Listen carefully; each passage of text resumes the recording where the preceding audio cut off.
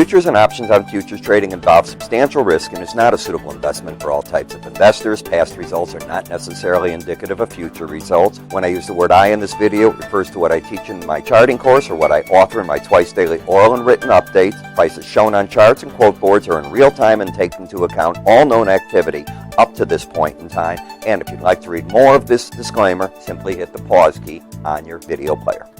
Good afternoon, everyone. Ira Epstein of Glynn & Associates with your agriculture update for this Wednesday, the 1st of March, 2017 at 2:20 p.m. Central Standard Time. Well, what a speech we had from the president last night, and the market liked it. You know, you may not like him, you may love him. I don't know which way you are, but the market likes him. You're up 300 points in the Dow. And this is, by the way, with the market now pricing in over a 70% probability of a March rate hike. Normally, you'd get that. The stock market's down. You're not getting that. You're getting a strong dollar, not hurting the stock market. You've got weak energy prices today. Normally, there's a balance between stocks and that, not getting it. And power in all of the grain. So the grain markets are getting pulled along or something on their own. They're moving. But generally, a strong dollar, well, that can be a problem for it. And I didn't see any news in the grains that is this bullish. There's been denials on the biofuel rumors that were circulating yesterday. I'm going to include tonight another story from the Financial Times now on that whole mess, and I'm going to finish it up there because we don't know what's really going on. But just go with the flow, and the flow is turned the corner in the grain market. Now, what do I mean by that? That doesn't mean I'm super bullish, don't get me wrong.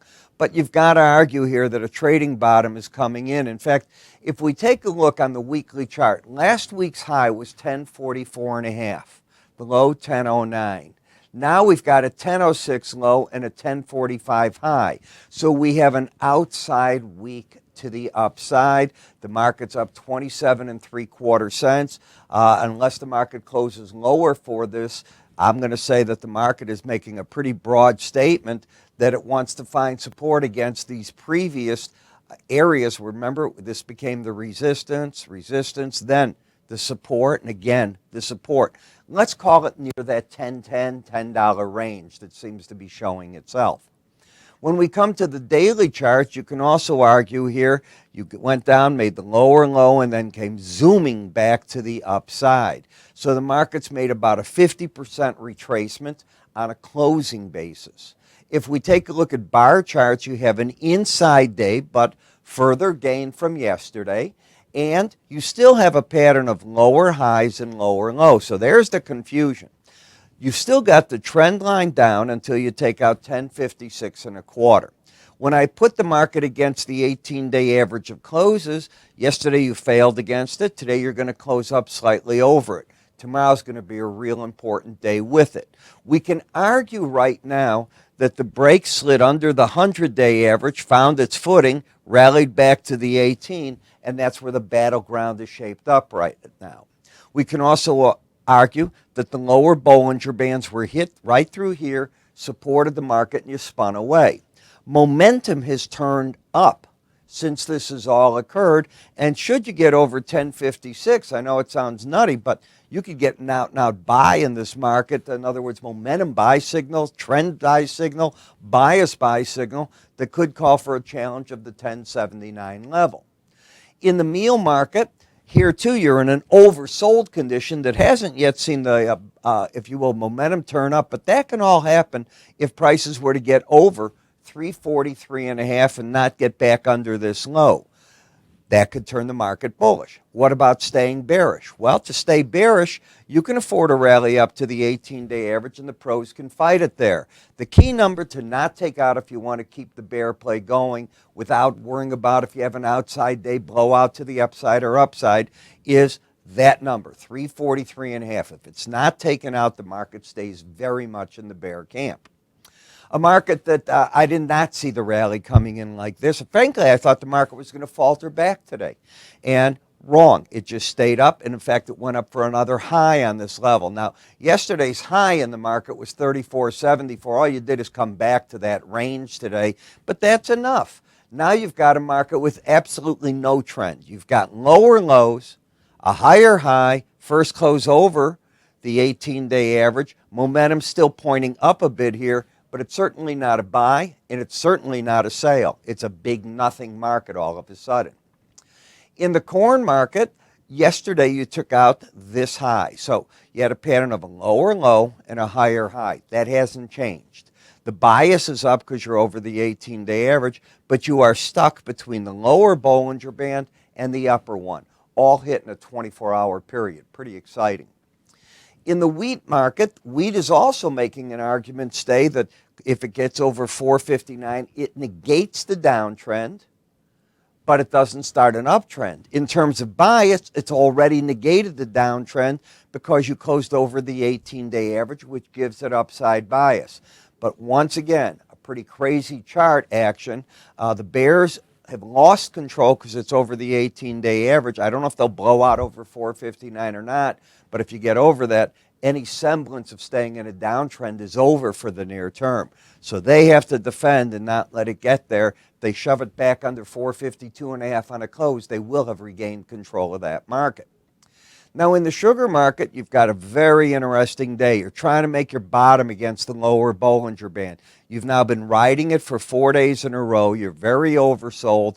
If the market can get up over 1954, you will get a pattern of higher or equal lows is the way to say it. They're both 1910 and then a higher high. Maybe you go back towards that challenge of the 18-day and the 100-day average. You're getting a bearish crossover in moving averages, which would tell me that even on that rally, the market's going to be probably sold and sold hard by the pros.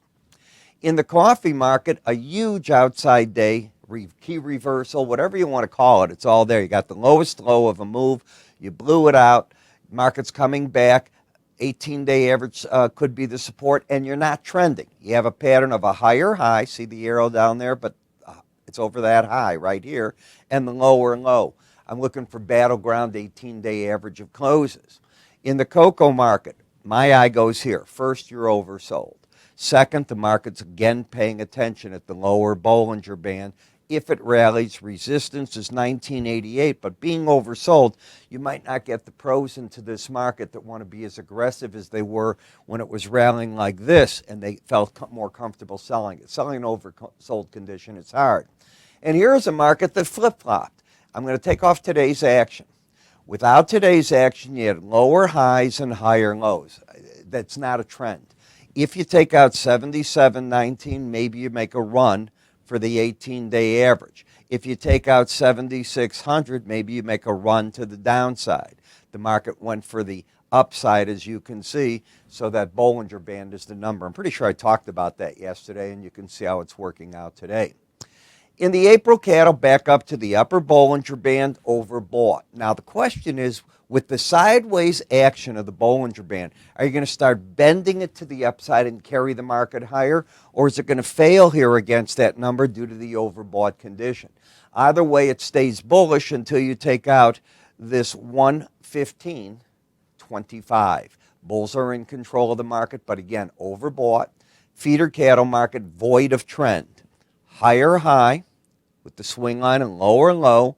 And look where you're finishing the day, literally up just slightly under the 18-day average of closes. Now, if you want to turn this market down, one of the ways would be to take out today's low. If that's taken out, you could say you got lower highs and you've already got the lower lows, maybe setting up a challenge of the combination of the 100-day average in green and the lower Bollinger Band. Let's call it the 121.70 area, that general zone. In the hog market, you're still in the pattern of lower highs, lower lows, but with today's action, you can also argue a higher low. See that? And the lower high. So you're narrowing in like that. I'm never keen on trading those type of positions. You're just getting out of an oversold condition. Should you take out, let's say, 6,900, then your next resistance point is 6,980. If the market falters here, the lower Bollinger Band could become a target number, and that comes in around 66.60. So you put it all together, it's an interesting day, a follow-through day, and one of fun. Now, Modern Trader, these are trading tips from the top pros, and this is a PDF they've put together. the Gann square of 9 rule. It's very important. It's important in NASDAQ, but we use it in other markets. Absolute benefits of relative strength, RSI. Do you understand it? I happen to like the slow stochastics better than that, but they're rules. Optimizing stops. We all want to do that. How do you get these type of brochures from us? Well, it's pretty simple. Call us. Go to our website. You'll see a carousel of free offers with it.